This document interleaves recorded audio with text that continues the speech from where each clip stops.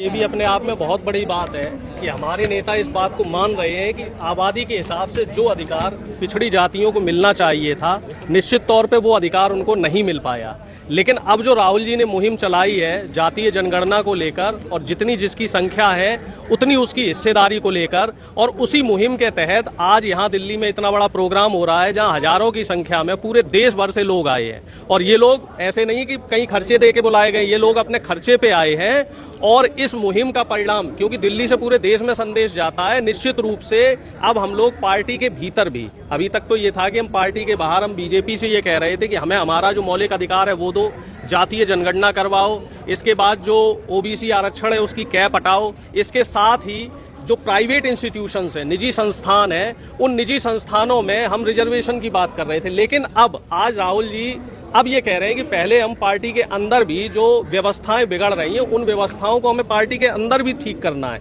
क्योंकि जब तक बीमारी, घर की बीमारी हम ठीक नहीं कर पाएंगे तब तक बाहर की बीमारी हम कैसे ठीक करेंगे। और इसमें जो एक अभी राज्यसभा में आपने देखा होगा 2-3 दिन से कुछ हलचल चल रही है, राज्यसभा के जो सभापति थे धनखड़ जी, उनका जो इस्तीफा हुआ है तो वो कहीं ना कहीं एक उथल पुथल मचा रहा है कि एक पिछड़ी जाति का जो उपसभापति था, हालांकि वो विपक्ष की आवाज दबाते रहे हैं, विपक्ष को उन्होंने कभी बोलने का मौका नहीं दिया। लेकिन आप देखिए इस्तीफा साजिशन बीजेपी ने जो लिया है वो किसका इस्तीफा लिया, कि एक जो जाट समाज से आते हैं नेता हैं, और बीजेपी की नीति यही रहती है, बीजेपी की कथनी और करनी में अंतर रहा है।